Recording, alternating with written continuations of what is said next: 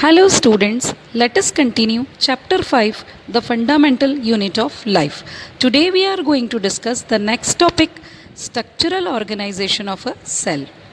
So students, yesterday we have discussed that each living cell has the capacity to perform certain basic functions that are characteristics of all living forms. Well, we know that there is a division of labor in multicellular organisms such as human body. Different parts of human body perform different functions. For example, heart to pump blood, stomach to digest food, etc. Similarly, division of labor is also seen within a single cell. In fact, we can say each cell has got some certain specific component which is known as cell organelles. So each cell organelle performs a specific function such as producing new material in the cell, clearing up the waste material, and so on. Therefore, a cell is able to live and perform all its functions because of these organelles. These organelles together constitute the basic unit called cell. It is interesting that all cells are found to have same organelles. Let us discuss. If we study a cell under a microscope, we would come across three features in every cell, that is plasma membrane, nucleus and cytoplasm. All activities inside the cell and interaction of the cell with its environment are possible due to these features. So let us discuss this one by one. The very first topic is plasma membrane or cell membrane. This is the outermost covering, or we can say boundary or wall of the cell that separates the contents of the cell from its external environment. The plasma membrane allows or permits the entry and exit of some materials in and out of the cell. It also prevents movement of some other materials. That means it does not allow all the material to move in and out. So it is also known as selectively permeable membrane. Let us discuss how does the movement of substances take place into the cell. How do substances move out of the cell? One of the processes is diffusion. What is diffusion? The movement of substances from region of higher concentration to region of lower concentration. Some substances like carbon dioxide or oxygen can move across the cell membrane by the same process, that is diffusion. Let us discuss how.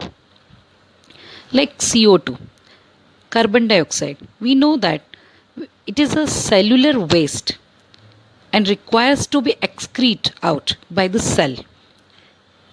So, carbon dioxide accumulates in high concentrations inside the cell.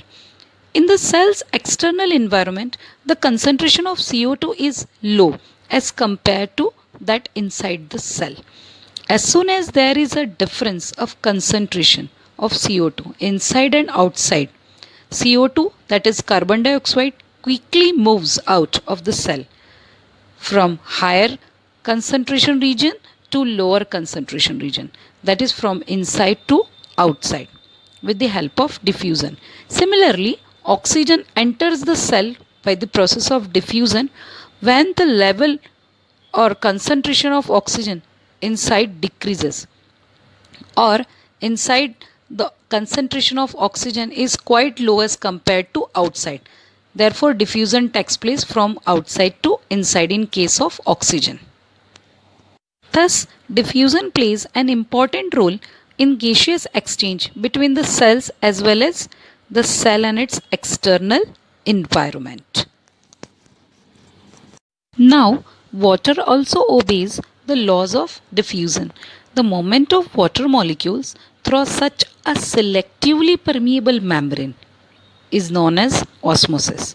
So, what is osmosis? It is the movement of water from region of higher concentration to region of lower concentration through semi-permeable membrane. The movement of water across the plasma membrane is also affected by some amount of substances dissolved in water solution. Thus, osmosis is, we can say, it is a passage of water from region of higher water concentration through a semi-permeable membrane to the region of low water concentration. There are three possible conditions in case of osmosis. The first one is hypotonic solution. When outer side of the cell has very dilute solution. That means the concentration of water is very high outside the cell as compared to inside.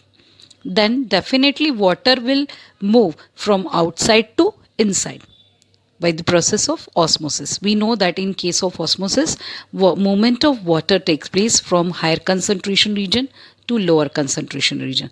Therefore, in case of hypotonic solution, water will move from outside to inside the cell. The next one is isotonic solution. When outer side of the cell has the same concentration as that of inside the cell, then it is known as isotonic solution. In such situation, water does not enter or leave from the cell. The cell remains as it is. The third condition is hypertonic solution. If the outside of the cell has concentrated solution, or we can say here outside the cell concentration of water is low, while inside the cell the concentration of water is high. Therefore, with the help of osmosis process, water will flow from higher concentration to lower concentration, that is from inside to outside. So in case of hypertonic solution, the cell will shrink, while in case of hypotonic solution, the cell swells. These are three conditions. To discuss this condition more broadly, let us have an activity.